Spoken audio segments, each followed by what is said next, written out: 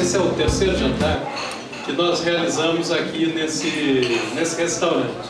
Todos com muito sucesso. Nós gostaríamos de agradecer a todos que têm vindo, algumas pessoas inclusive estiveram em todos os jantares. É assim, inclusive, que nós estamos financiando as atividades da rede aqui no estado de São Paulo. Nós temos despesas com aluguel, pessoal, tudo muito modesto, né? Sai aí em torno de 10, 12 mil reais por mês que nós temos que garantir, não é, Sérgio? Mais ou menos isso. Sérgio é o nosso tesoureiro, e junto com o Busolini. Mas nós temos que criar uma situação em que esse recurso seja arrecadado e a gente possa seguir adiante. É uma decisão política da rede de conseguir se financiar de uma forma cada vez mais pulverizada e aberta. Então, queria agradecer a todos que vieram para o jantar nesse sentido. Antes de chamar o Eduardo, eu gostaria também de fazer alguns agradecimentos. Eu não estou vendo aqui o Busolini e o Bacará, provavelmente estão na portaria, mas Busolini, tem o Bacará também, só aqui para as pessoas. Chama o Bacará também, por favor. Está lá fora? Bom, mas queria deixar um agradecimento ao Carlos Busolini e o Bacará, que está lá fora trabalhando.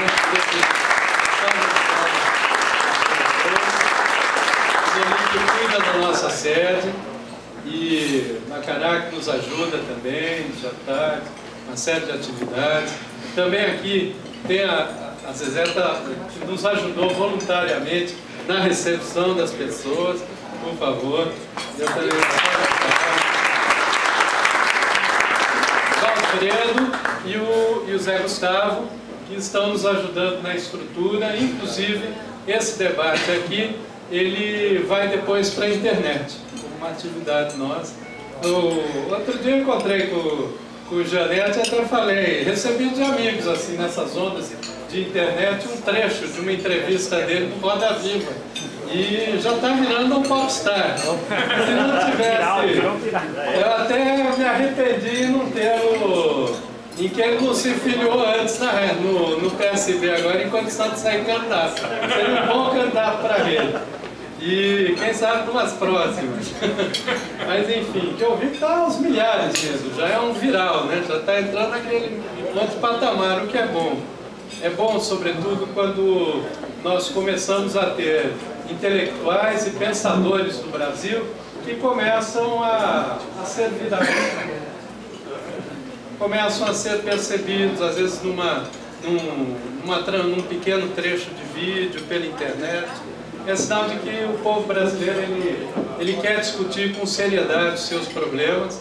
E o Janete, um economista e filósofo, eu vejo às vezes mais o Janete como um filósofo, não é?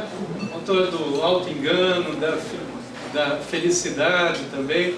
É alguém que pensa o Brasil, pensa mais que o Brasil, pensa valores humanos a partir de toda a sua formação e tem uma grande contribuição a nos oferecer nesse momento.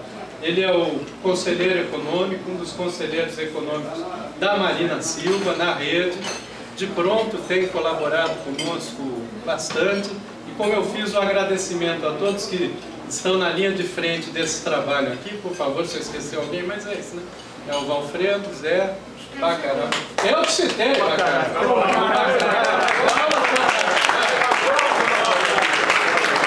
É que você estava trabalhando lá fora. Já? E o pessoal aqui do restaurante que sempre nos acolhe, muito obrigado a vocês. Aqui está virando o nosso espaço de encontro. Faremos mais jantares aqui. É um lugar muito agradável e a comida boa. Mas enfim, e o Eduardo também está aqui a trabalho, não é? Também conosco. Eu queria agradecer gentilmente a colaboração dele para esse Eduardo e Janete, e vamos que tenhamos uma boa conversa. Queria também dizer aqui da presença do Basileu. É que o Basileu é tão direto nesse processo, então assim, o indicado que a gente vai fazendo, que às vezes a gente até vai passando, né? Mas o Basileu, que é uma pessoa que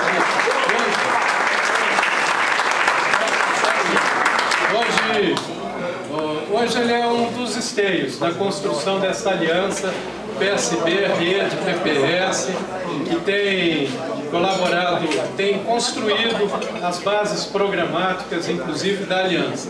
Lembrar também da presença aqui do Ricardo Jung, nosso vereador na Câmara dos Vereadores, e o Walter Feldman, que não está presente, porque está em Dubai no encontro de sustentabilidade, mas está aqui representado pelo Selber.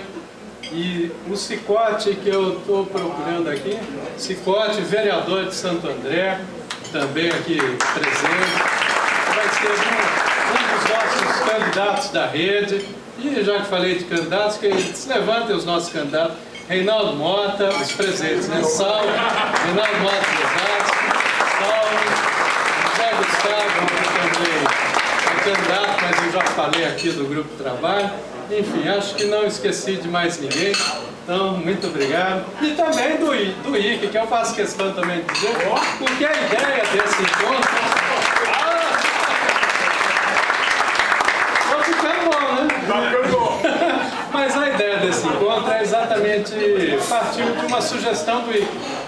Ele pensou em reunir amigos para conversar com a rede, e ele é muito fã do pensamento do Eduardo Janetti. Aí falei, se a gente conseguisse marcar um jantar, trouxesse também o Eduardo Janetti, e está aqui, realizado o nosso encontro, de muitos que virão. Obrigado. Obrigado. Não sei se está... Eu vou repor.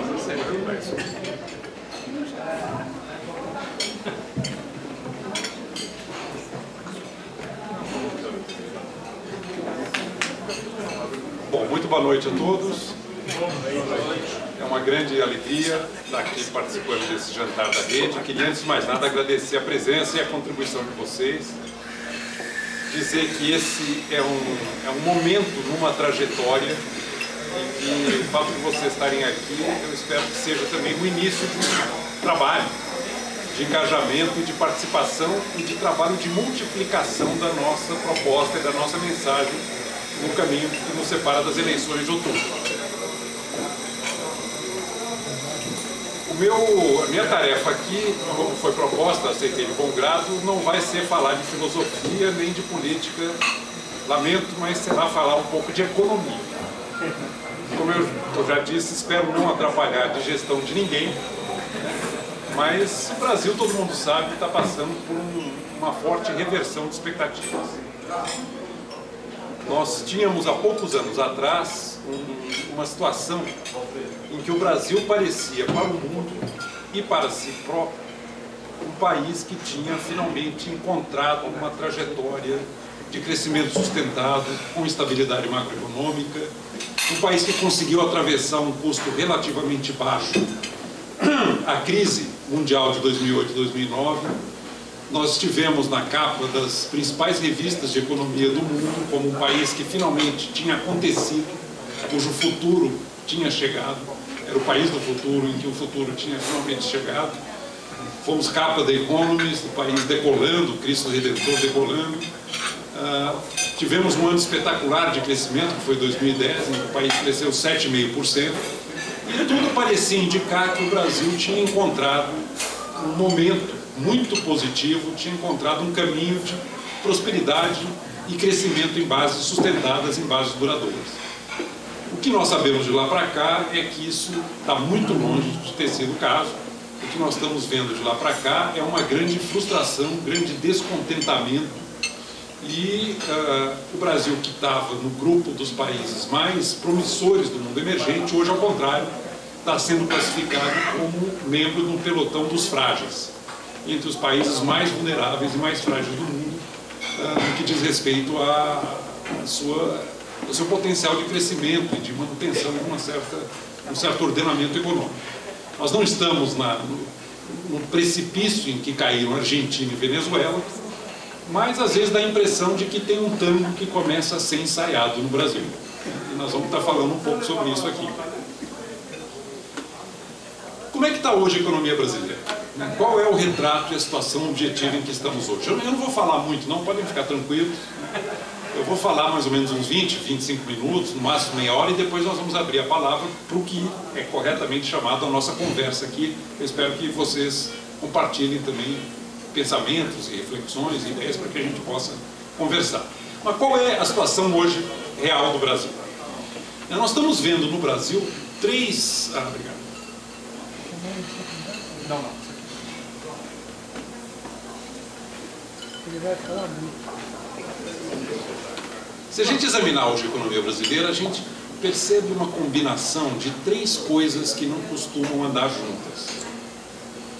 Nós estamos com um baixo crescimento crônico, né? O governo Dilma vai ter uma média de crescimento de 2% ao ano. É a mais baixa taxa de crescimento desde Floriano Peixoto e Collor de Mello, um governo que se elegeu para acelerar o crescimento, e em nome da aceleração do crescimento vai entregar o pior desempenho da história republicana do Brasil de crescimento, em torno de 2%. Nós temos uma situação de inflação preocupante. A inflação está teimosamente no teto do sistema de flutuação definido pelo sistema de bandas. Nós estamos com a inflação agora correndo em torno de 6%, e muito provavelmente esse ano o IPCA vai ultrapassar de novo o teto da meta de 6,5%. Isso já é dado como praticamente certo pelos analistas. E pior, numa situação que eu não esperava voltar a ver na minha vida profissional, de controle artificial de preços públicos, represamento de tarifas, gasolina, energia elétrica, preço de transporte coletivo. Nós abriu uma disparidade muito grande entre os chamados preços livres e preços administrados. Se você computar esse represamento inflacionário, nós já estamos com uma inflação acima da meta, girando ao redor de 7% e com tendência de aceleração. Voltamos a esse artificialismo de controle, de represamento de preços, e mesmo assim a situação é no limite. E por fim, dentro desse mesmo quadro, desse mesmo retrato, nós estamos com uma situação de deterioração das contas externas.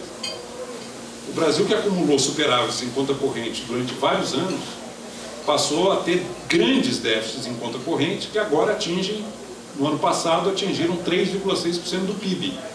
O que na prática significa que o Brasil precisa de cerca de 80 bilhões de dólares por ano para honrar os seus compromissos com o resto do mundo.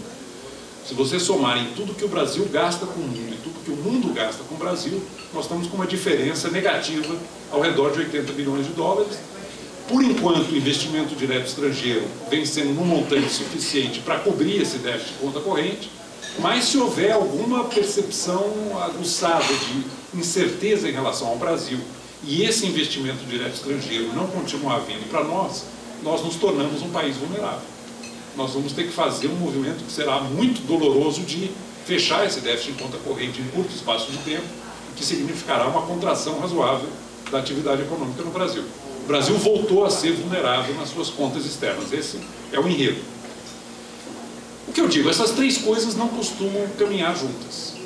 Se você está com um crescimento muito baixo, como é o caso hoje no Brasil, você deveria estar com uma situação confortável de inflação, porque a economia não está pressionando pelo crescimento a oferta. Ao mesmo tempo, se você tem um déficit em conta corrente elevado, você deveria estar crescendo muito. Porque o déficit em conta corrente, quando ele é financiado de maneira saudável, ele significa que o mundo está transferindo recursos para aumentar o dispêndio agregado do país. Um dispêndio que, se tudo estivesse correndo bem, nós estaríamos investindo para aumentar a formação de capital físico, a formação de capital humano, expandindo a capacidade de produção e levando o país a um crescimento sólido, um crescimento de prosperidade duradoura com base em ampliação da capacidade de produção. Então, essas três coisas não são normais de estarem acontecendo simultaneamente. O único alento nesse quadro, e nós estamos aqui apenas num registro descritivo por enquanto, o único alento nesse quadro, nesse registro, é que o nível de emprego vem se mantendo elevado, embora a criação de empregos esteja caindo, o desemprego está bastante baixo. E a principal razão por que isso vem se mantendo é que nós tivemos um crescimento muito forte do setor de serviços no Brasil, na época em que a economia estava crescendo em média 4,5% ao ano, no período aí de 2003 a 2010. O crescimento do setor serviços significa muita demanda de mão de obra, porque o setor serviços é muito intensivo em trabalho, ele é trabalho intensivo. Houve uma queda também do crescimento da população economicamente ativa.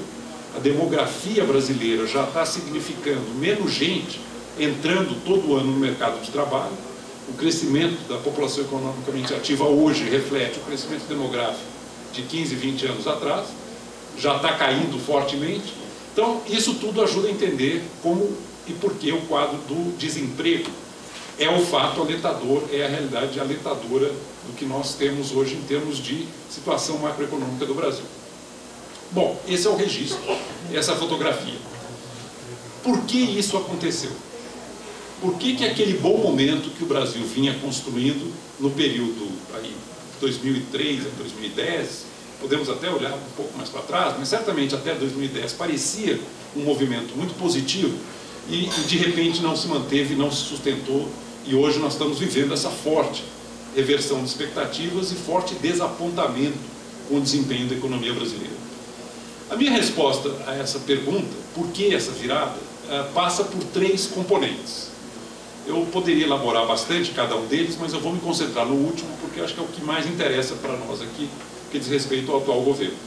Mas os 3 componentes que uma resposta completa a essa pergunta exigiriam de ser considerados são, primeiro, a mudança da economia mundial, que trabalhou muito tempo a favor do Brasil, pela melhoria dos termos de troca, pelas políticas monetárias dos Estados Unidos, muito expansivas, de muita liquidez, de muita oferta e abundância de capitais.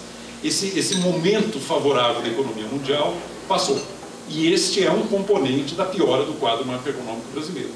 O outro ponto é que isso está longe de explicar a gravidade da piora da nossa economia.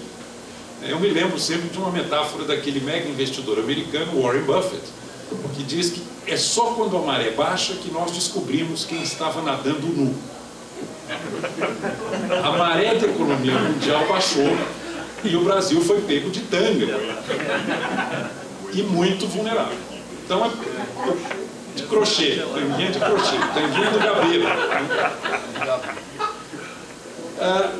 Quais são os outros componentes? Eu falei que são 3 fatores. Quais são os outros componentes? Eu queria falar de 2 coisas aqui que eu considero muito importantes. A primeira é um fator estrutural, que não é nem desse governo, nem do anterior, e nem do anterior ao anterior, mas é algo que vem piorando no Brasil.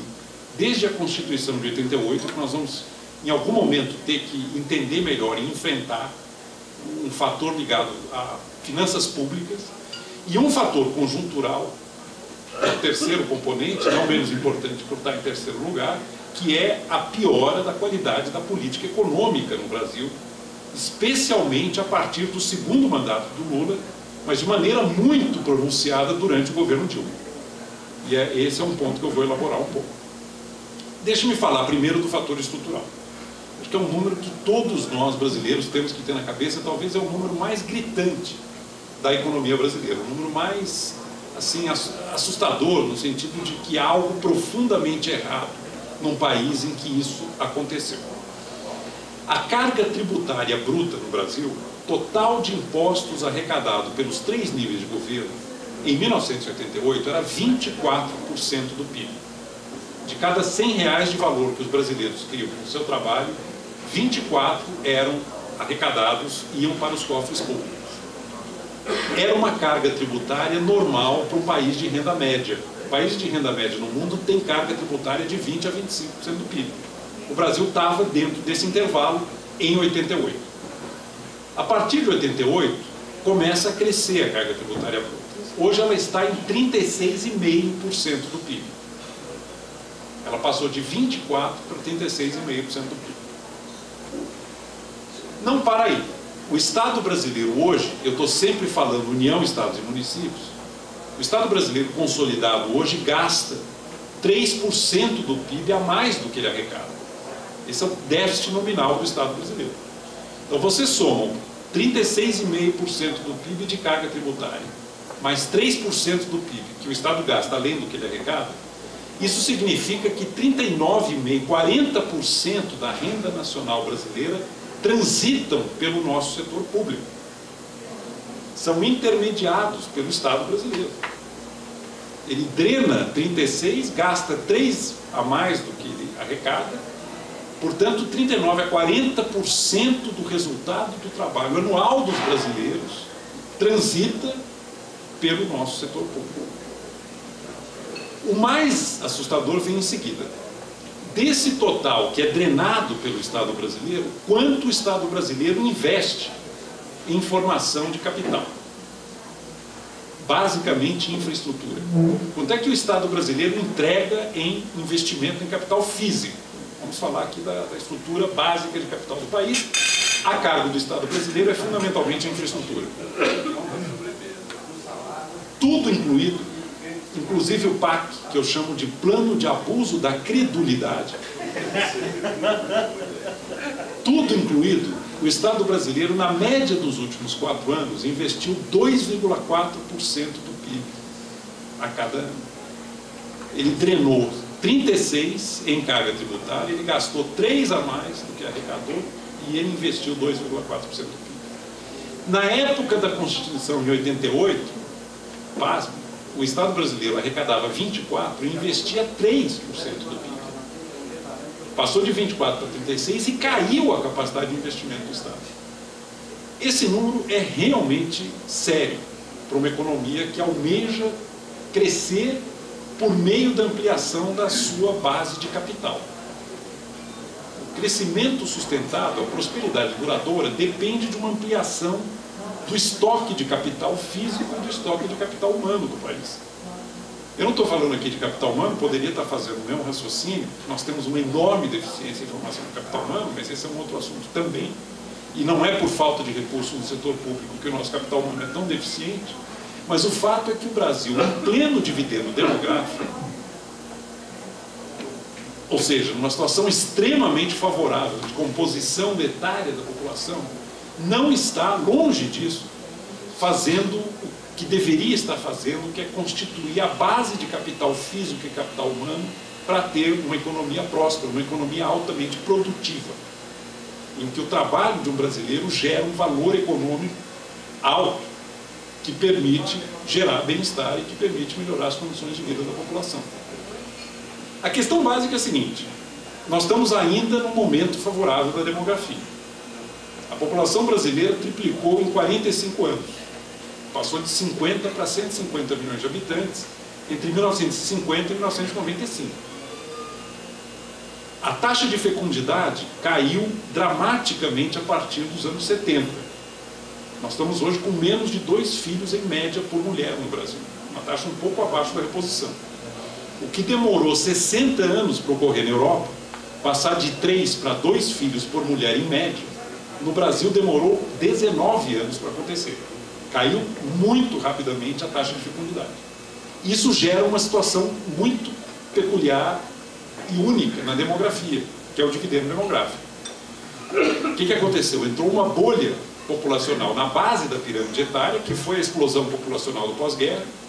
À medida que o tempo vai passando, essa bolha começa a subir, ela chega no meio do caminho, que é onde ela está basicamente hoje. Aumentou muito o contingente de brasileiros em idade de trabalho, 15 a 64 anos, e ao mesmo tempo, como caiu a taxa de fecundidade, a base da pirâmide começa a estreitar. Então você tem uma situação em que a taxa de dependência no Brasil é muito baixa, porque tem um grupo menor, cada vez mais restrito, de crianças, ainda tem um topo da pirâmide, o triângulo do topo da pirâmide pequeno, que é a população acima de 64 anos, e tem muita gente no ápice da sua capacidade de gerar renda, que está no meio do caminho, a bolha está no meio do caminho. Só que a nossa pirâmide etária vai continuar favorável por mais uns 15, 20 anos. Daqui a 15, 20 anos, a curva da taxa de dependência muda. A taxa de dependência, que é o número de pessoas que depende da renda gerada por quem está trabalhando, ou seja, crianças e idosos em relação à população economicamente ativa, a inclinação da curva vai mudar daqui a 15, 20 anos. vai começar a aumentar a taxa de dependência. E a nossa pirâmide etária vai virar um cogumelo, em que aquela bolha que está no meio do caminho vai chegar em cima, e todos nós, com alguma sorte, estaremos lá. Se nós não aumentarmos a produtividade do trabalho dos brasileiros agora, nós não vamos ter como financiar essa virada do cogumelo, da pirâmide virando cogumelo. Está claro o que eu estou falando? Então, a pergunta é a seguinte: por que a gente estava conversando na mesa, por que o trabalho de um cidadão de país de alta renda, Canadá, Estados Unidos, Alemanha, Japão, Escandinávia, escolha qualquer um, por que um ano de trabalho de um cidadão nesse país gera um valor econômico 4 a 5 vezes maior do que o gerado por um cidadão durante um ano num país de renda média, como é o Brasil? Não é porque ele trabalha mais horas, provavelmente ele trabalha até menos horas. E, no entanto, um ano de trabalho dele tem uma produtividade, uma hora trabalhada tem uma produtividade que dá um hiato enorme de PIB per capita, de produção média por habitante. Qual é a diferença dos países de alta produção média por habitante em relação aos países de renda média, para não falar dos países de baixíssima renda? Aí a ordem de diferença é de 1 para 10, 1 para 9 e 10. O Brasil é 1 para 4, 5. O que está por trás disso? O que está por trás disso são basicamente duas coisas. É o estoque de capital físico e o estoque de capital humano por trabalhador.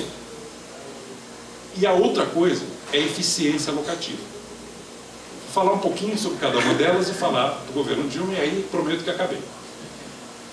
Estoque de capital físico e capital humano.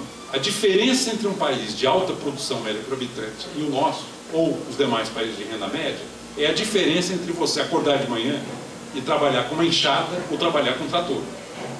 Entre você acordar de manhã e trabalhar com uma banquinha de camelô ou trabalhar com um supercomputador usando um software de última geração. A diferença entre você ser um analfabeto funcional ou você ser um técnico, um engenheiro, um inovador que usa a inteligência para agregar valor. Estoque de capital físico e capital humano por trabalhador. Se nós não aumentarmos a formação desse estoque de capital, nós nunca vamos alcançar o padrão de alta produção média por habitante, que é o que dá a prosperidade duradoura. E nós não estamos fazendo isso. A taxa de investimento no Brasil hoje, capital fixo, formação bruta de capital fixo, é 18% do PIB. Nós deveríamos estar fazendo 25%, 30% do PIB de formação bruta de capital fixo, que é o que fazem os países de crescimento de alta performance. A China até exagera, investe 40% do PIB em formação bruta de capital fixo. É um outro tipo de problema, certamente não é o nosso. Está muito baixa a capacidade da nação brasileira de transferir recursos do presente para o futuro por meio da formação de capital. E a razão fundamental por que isso está acontecendo, volta ao meu ponto, é o crowding out fiscal. É o fato de que o Estado brasileiro drena 36% de carga tributária, gasta 3% a mais do que arrecada e investe 2,4% do PIB. Isso deprime toda a capacidade de investimento da sociedade brasileira. Eu poderia estar falando, repito, do capital humano.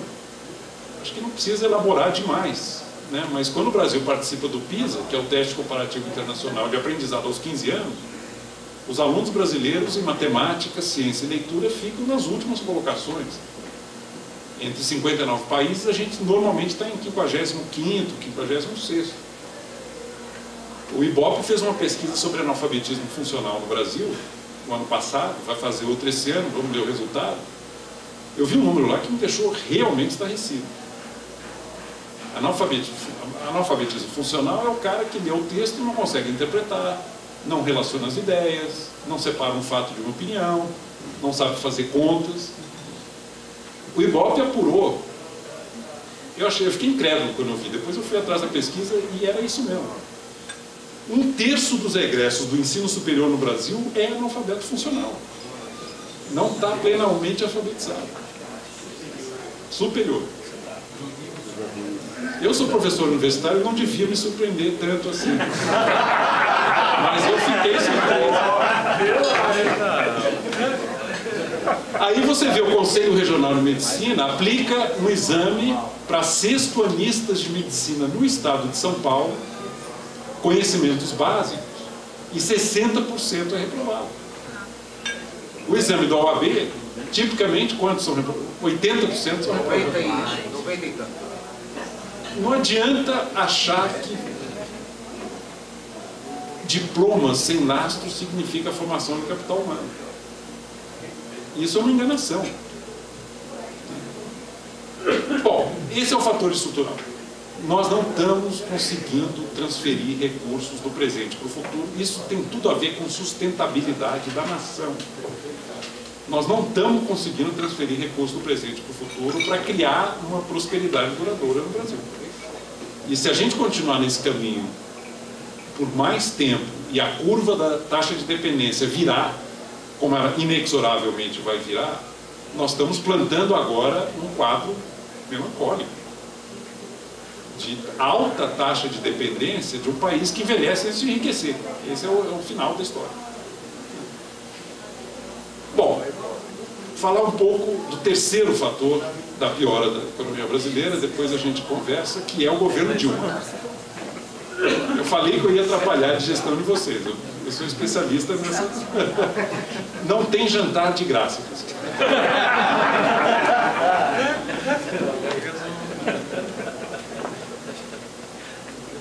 O Brasil teve bons momentos de condução de política econômica no passado recente.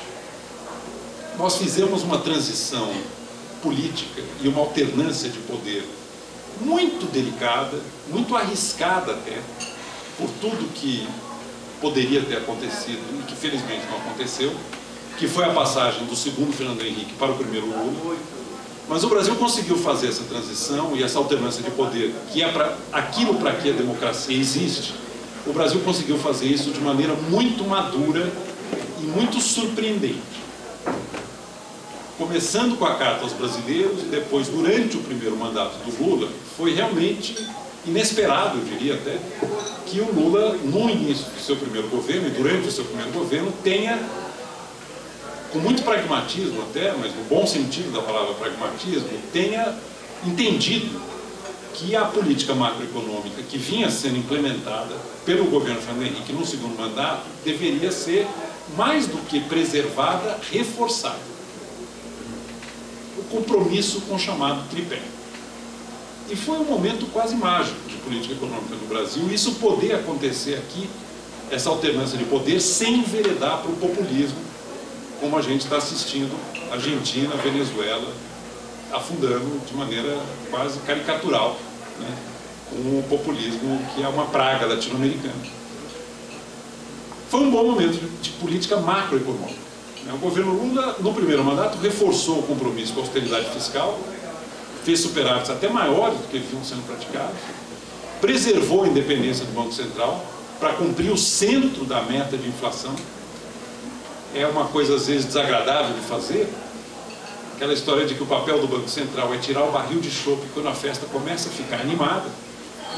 O governo Lula fez isso, e tecnicamente correto fazê-lo, né? Em nenhum momento errou o sinal na condução da política monetária, pode ter errado a dosagem, até por excesso, mas não errou o sinal, e manteve o câmbio flutuante, que é a terceira perna do tripé. No tocante a outra dimensão da política econômica, que é a política micro, ou seja, as ações de governo que interferem no funcionamento dos mercados e também as políticas setoriais, né? Tanto no governo Fernando Henrique quanto no primeiro mandato do Lula, prevaleceu uma filosofia de que as ações de governo na microeconomia deveriam e foram voltadas para a melhoria do ambiente de negócios no Brasil. Melhorias horizontais para todos, para que o mercado, funcionando de maneira mais eficiente, mais impedida, pudesse eleger, por uma competição, pelo menos de produtividade, os vitoriosos e os que teriam que mudar de procedimentos, porque o mercado não reconhece o valor por eles criado. Quais foram essas políticas microeconômicas? O governo Fernando Henrique, privatizações, quebra de monopólio, fim da discriminação ao capital estrangeiro, a lei de responsabilidade fiscal que disciplina as finanças estaduais e municipais, que foi uma inovação importante, né, de microeconomia, no caso dos entes federativos, uma série de iniciativas horizontais, foi pelo mesmo caminho, embora com outra agenda, né? A chamada agenda perdida, que foi preparada por um outro candidato à presidência derrotado e que foi recuperada pelo Palocci com uma boa equipe técnica no Ministério da Fazenda, Marcos Lisboa, Joaquim Levy. A agenda microeconômica do primeiro mandato do Lula foi uma agenda de melhoria de ambiente de negócios, com a nova lei de falências, com a alienação fiduciária, que aumentou muito a segurança jurídica do contrato de crédito. As famílias de menor renda no Brasil finalmente tiveram acesso ao crédito, que é um elemento de cidadania também, né? Puderam ter acesso a crédito por melhoria de segurança jurídica de contrato de crédito. Uma série de iniciativas que realmente tiveram como princípio essa ideia da horizontalidade. Você faz ações microeconômicas não privilegiando um ou outro setor, escolhendo um ou outro setor para ser beneficiado, mas melhorando para todos as instituições, de modo que o ambiente de negócios possa permitir um mercado mais saudável, em que a competição de fato faça o papel dela, que é selecionar e separar o joio do trigo. As empresas boas, produtivas, eficientes, e aquelas que precisam mudar para se viabilizarem e se legitimarem nesse sistema permanente de feedback que é o mercado. O que eu quero dizer? Eu quero dizer que a partir do segundo mandato do Lula e pronunciadamente durante o governo Dilma, esses dois componentes da política econômica, a macro e a micro, foram completamente desvirtuados. O tripé macroeconômico está completamente fragilizado, está em frangalhos, eu vou elaborar um pouquinho, e no campo da política microeconômica nós enveredamos por uma coisa chamada microgerenciamento, que também está causando tremendo estrago no funcionamento da economia brasileira e diminuindo a nossa eficiência locativa, que era aquele outro fator que eu mencionei, diferenciando os países de alta produção média por habitante dos países de renda média. Como é que estão as três pernas do tripé? As três estão capengas, bastante capengas. Do lado fiscal, né, muito sumariamente, sinteticamente, do lado fiscal, o governo não cumpre sequer as metas que ele se coloca de superávit primário, e para tentar tapar o sol com a peneira, enveredou pela chamada contabilidade criativa, que é uma coisa muito grosseira de tentar manipular números para falsificar a realidade do aumento do gasto e do aumento do déficit público, né? São coisas como atrasar pagamentos, deixar pagamentos de um ano para outro, ou o Tesouro antecipa a receita, o Tesouro se endivida, transfere o dinheiro para uma estatal que paga dividendo para o Tesouro, e isso é contabilizado como receita. Vocês podem imaginar uma pessoa que tem dinheiro no bolso da calça, passa o dinheiro de um bolso para o outro e acha que ficou rica. Mas é basicamente isso.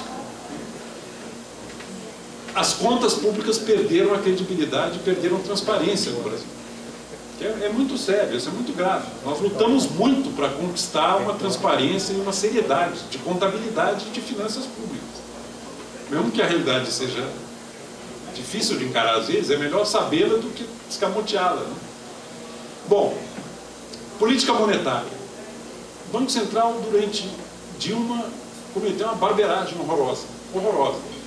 Sistema de metas de inflação tem que haver, desculpem o jargão, não dá para evitar, mas tem que haver o que é chamada ancoragem das expectativas. As pessoas têm que acreditar que o centro da meta é para valer e que o Banco Central vai agir nos meios que tem para que o centro da meta seja cumprido. O simples fato de que as pessoas acreditam nisso tem um poder incrível de fazer com que isso aconteça. Tem um analista americano que usa uma frase que eu repito sempre, porque eu acho muito saborosa, sobre Banco Central, que diz que Central Banking is largely a theatrical business. O jogo de cena é fundamental. Você tem que fazer com que as pessoas convirjam para aquilo que você quer que aconteça, na expectativa, na crença. Este Banco Central, sem entender como funciona o sistema de metas, deixou claro desde o início de que uma inflação na vizinhança do teto da meta estava bom e que podia ficar lá porque isso não seria problema. Ou seja, o teto virou o centro. Eles permitiram uma acomodação no teto da meta.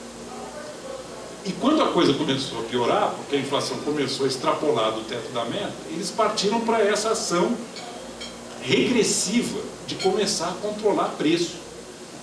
Interfere pesadamente no setor elétrico para reduzir a tarifa, interfere na Petrobras para não reajustar o preço derivado do petróleo. O ministro da Fazenda ligando para prefeito no início do ano passado, pedindo para atrasar o reajuste das tarifas de ônibus, que, entre outras coisas, geraram as manifestações de junho, porque quando foram fazer o reajuste em maio, os estudantes estavam mobilizados. Não é à toa que o reajuste do ônibus no Brasil é feito no início do ano, é quando os alunos não estão de férias, né, não estão mobilizados. Por um pedido do ministro da Fazenda para atrasar, para controlar a inflação, eles plantaram a semente das manifestações. É realmente uma engenharia fabulosa. E então nós estamos com essa inflação agora, que qualquer escorregãozinho, e está tendo mais um esse ano de choque de preço agrícola, ou então uma nova rodada de desvalorização cambial, que pode perfeitamente acontecer, vai levar a inflação para cima do centro da meta, do teto da meta. Num país que já tem um centro alto de meta de inflação, 4,5% é muito alto, um intervalo extremamente tolerante e que está ali lutando muito para manter no teto da meta, mas à toa, esse ano muito provavelmente vai passar do teto da meta. Política cambial, que é a terceira perna do tripé, ficou capenga também, porque quando sobrevalorizou o real, eles interviram, criando IOF, controlando a entrada de capitais no Brasil e dando a entender de que iam garantir que o real não ia continuar se valorizando. No momento em que começa a ter inflação e eles percebem que o real também começa a se desvalorizar, vem o governo e diz que o câmbio agora é flutuante. Ninguém mais sabe de fato qual é o regime de câmbio no Brasil. Eles não têm um compromisso claro com a lógica desse sistema, que pode ter alguma intervenção no câmbio para eliminar a volatilidade, mas não pode criar a expectativa de que o governo vai garantir um certo padrão de valor do real em relação à cesta de moedas relevantes, inclusive o dólar. Então, as três pernas do tripé ficaram fragilizadas, estão fragilizadas, e isso gera muita apreensão em relação à estabilidade macroeconômica no Brasil. Ela está em risco. No tocante à microeconomia, a palavra-chave aqui é microgerenciamento. Em vez de medidas horizontais, de melhoria de ambiente de negócios, e tem muita coisa para fazer, o Brasil, um país, uma empresa de tamanho médio no Brasil, gasta, segundo o estudo do Banco Mundial, em média 2.600 horas ano só para recolher os impostos. Um país normal do mundo gasta 180, 190 horas ano. Tem muita coisa para fazer de simplificar, de melhorar o sistema tributário para que ele não seja tão oneroso e não prejudique tanto a produtividade das empresas. O pior é que a empresa gasta 2.600 horas ano e ainda sabe que no final não fez tudo certo. Porque se for um fiscal da Receita lá, alguma coisa ele vai encontrar. Sempre vai encontrar. Bom, partiram para o microgerenciamento. Como é que é o microgerenciamento? Talvez o aspecto mais extravagante é o uso que passaram a fazer do BNDES. A partir de 2008, 2009, e no ano de crise, eu acho até razoável que assim seja, eles descobriram que podiam financiar os empréstimos feitos pelo BNDES ao setor privado, não pelo mecanismo tradicional, que é o FAT, mas por endividamento primário do Tesouro. Então o Tesouro emite dívida nova, pega os recursos, transfere para o BNDES, que empresta para o setor privado investir. Num ano de crise, em que há uma retração do crédito no setor privado, do crédito voluntário, eu não tenho nenhum problema em que o BNDES seja financiado desse modo. O problema é que eles descobriram um brinquedo novo e usaram o brinquedo até arrebentar. O tamanho da transferência de recursos de dívida nova do Tesouro para o BNDES é maluco. Nós estamos falando de 9% do PIB brasileiro. São 400 bilhões de reais que o Tesouro transferiu para os bancos estatais, especialmente o BNDES, para emprestar com pouco ou nenhuma transparência para os seus parceiros de negócio. Dentro e fora do Brasil. Dentro e fora do Brasil. Para encurtar uma longa história, o subsídio implícito na diferença entre o juro que o Tesouro paga para aqueles que compram seus papéis e o juro que o BNDES cobra daqueles que recebem seus empréstimos, o subsídio implícito nisso aí é maior do que o Bolsa Família. E é direcionado para um grupo restrito de mega empresários que teria tranquilamente outras maneiras de financiar os seus investimentos. Nós estamos falando de um volume de recursos maior que o Bolsa Família. Olha na cabeça de qualquer empresário brasileiro, inclusive os mais liberais. Como é que uma empresa brasileira tradicional e tipicamente financia os seus investimentos em capital? Com recursos próprios. Ela retém uma parte dos seus lucros que ela, em vez de distribuir, ela investe aumentando as suas plantas e investindo em tecnologia. Normal. Ou então ela vai para o mercado de capitais, ou então ela tem acesso a recursos fora do Brasil nos mercados voluntários de crédito. Agora tem uma linha de crédito, muitas linhas de crédito, altamente subsidiadas, com um juro muito abaixo da Selic, que é oferecido pelo BNDES. O que o empresário faz? Bom, o dinheiro que ele teria de lucro retido para investir, ele compra papéis do Tesouro, recebe a Selic. E o investimento que ele faria com os lucros retidos, ele faz com o empréstimo que ele obtém no BNDES, pagando um juro muito menor. E o contribuinte brasileiro paga a diferença. Para a petroleira, não preciso dar nome aos bois, né? A palavra boi aqui não é gratuita. Para a petroleira, para o frigorífico, para telecomunicações. Para todo mundo. Para todo mundo que tem acesso, além do aspecto da neutralização política do empresariado brasileiro, que está no bolso do governo. Eu estou cansado de fazer palestra em que a gente está conversando na sala, para empresas, associações empresariais, a gente está conversando na sala da palestra, os empresários estão hipercríticos em relação ao governo. Vai para a mesa da palestra, viram todos cordeirinhos e só bajulam o governo. Tão tutelados e tão subalternos pelo fato de que dependem da boa vontade dos governantes. É lamentável, mas é uma realidade. É a Bolsa BNDES. Para o povão tem a Bolsa Família e para a elite a Bolsa BNDES. E assim se monta uma estrutura de poder. Eu podia continuar aqui. O microgerenciamento está nas desonerações tributárias feitas caso a caso. Em vez de fazer para todos, faz escolhendo, não, vamos dar para automóvel, vamos dar para linha branca, aí põe, tira, ninguém sabe quanto tempo fica. A desoneração da folha salarial, que seria ótima, vinda homogênea, uniforme, horizontal, é feita com base em negociação caso a caso. Tarifa de importação, tarifa protecionista, voltou para o varejo do balcão de negócio. Então, grupos empresariais vão lá e pedem proteção, o governo cede, aí começa a incomodar a inflação, porque os empresários protegidos vão aumentar o preço, o governo vem e abaixa. Crédito é no caso a caso, crédito subsidiado, o BNDES hoje é quase monopolista do crédito de longo prazo no Brasil. As ações setoriais, energia elétrica, uma penada só, eles destruíram e desarrumaram profundamente o setor elétrico brasileiro. Né? Dezenas, se não centenas de bilhões de reais desapareceram numa única e desastrada rodada de mudança de regras do jogo na renovação das concessões.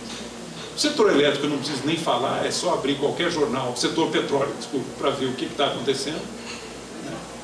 Entre outras coisas, eles conseguiram inventar o leilão à brasileira, que é o leilão de um único participante, por razões compreensíveis. Desarrumaram o setor. Então eu vou resumir os paradoxos do governo Dilma, para completar. Um governo de perfil estatizante e que diz prezar e respeitar e valorizar as estatais, prejudicou, se não arruinou, as duas maiores estatais brasileiras, a Petrobras e a Eletrobras. O governo que tinha, na queda dos juros, a sua principal conquista e bandeira de governo, vai ser o primeiro governo no Brasil, desde 99, a entregar com um juro maior do que recebeu. Não tinha acontecido isso. O governo que foi eleito em nome da aceleração do crescimento vai ter a menor média de crescimento anual desde o Floriano Peixoto e do Collor de Mello. Abaixo da do Fernando Henrique, que já foi muito baixa. Ou seja, é a mão invisível na política. As melhores intenções geram os maiores desastres. As ações são negadas pelos resultados. As intenções são negadas pelos resultados.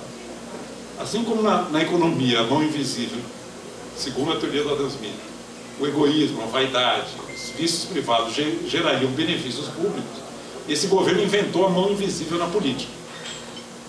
Supostamente movido pelas melhores intenções, ele gerou uma economia periclitante, em que as principais estatais estão de joelhos, os juros tiveram que voltar a subir e estão de novo trazendo capital especulativo para o Brasil, e a taxa de crescimento num país em pleno dividendo demográfico, a taxa de investimento e de crescimento da formação de capital é extremamente desapontadora e está gerando uma enorme pendência e sombra em relação ao nosso futuro.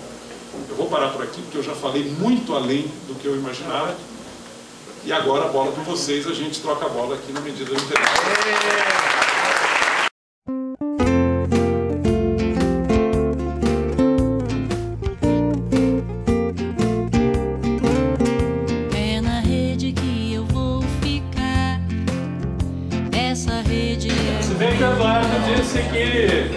Ele está preocupado porque, como ele vai falar da economia brasileira, ele não quer prejudicar a gestão de ninguém. Além de belos pensamentos, a força dos bons sentimentos haverá de nos fazer lembrar que riqueza é para compartilhar. Vem pra rede, vem você também. Rede é o sonho de fazer o bem do jeito bom, de coração aberto à esperança que o futuro nos aponta. Vem pra rede ver que a rede tem coragem pra fazer do jeito novo um caminho de amor à verdade, sustentabilidade.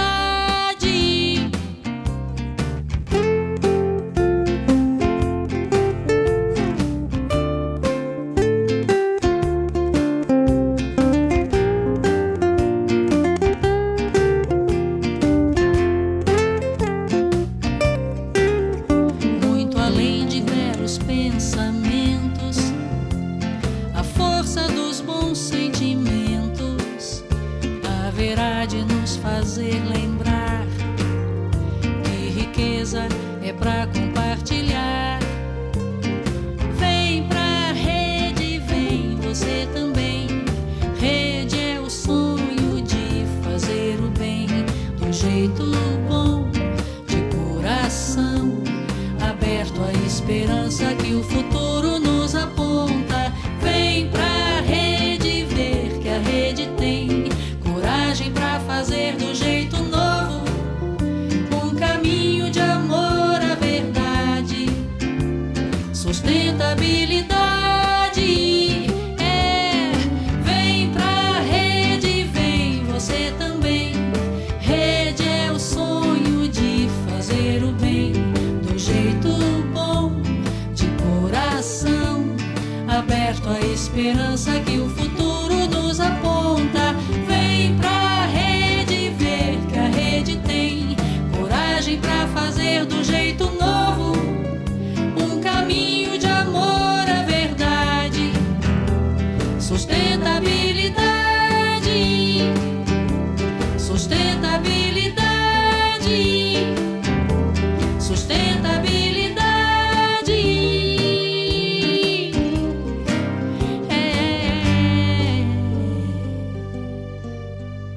É na rede que eu vou ficar.